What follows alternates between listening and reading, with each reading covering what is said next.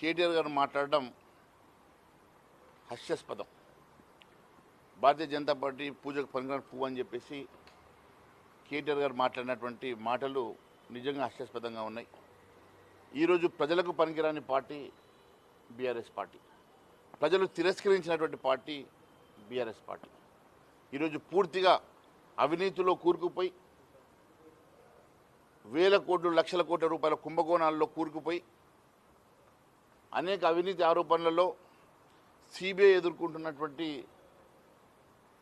BRS party మొన్ననే liquor స్కామ్లో కవిత arrest అయ్యి ఈరోజు ఏ కుంభకోణంలో ఎవరు అరెస్ట్ అవుతారో తెలియని దుస్థితిలో పరిస్థితిలో ఈరోజు టీఆర్ఎస్ నాయకులందరూ కూడా మతి భ్రమించి మాట్లాడుతూ ఉన్నారు.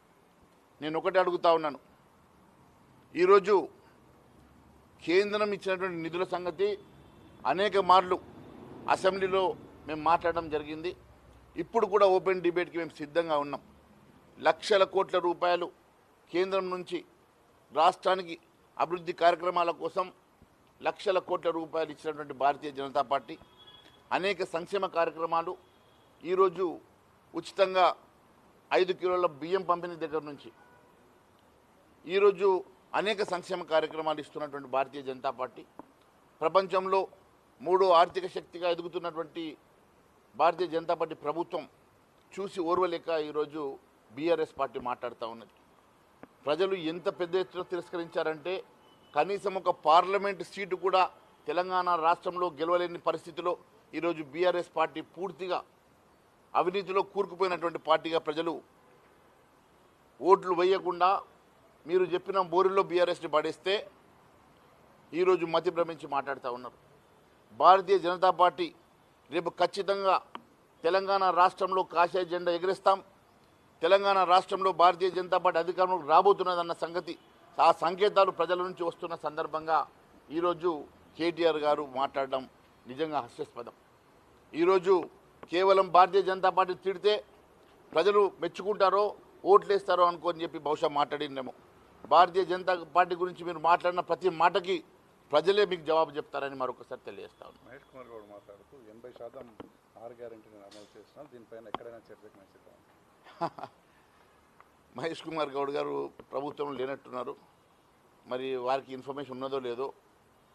6 గ్యారెంటీలు 80% పూర్తి చేసినాం అంటున్నారు కదా. మరి ఏ డయాస్ మీద, మరి మీ ఛానల్లోనా మీరు చెప్పిన చోటనా నేను చర్చకు వస్తాను.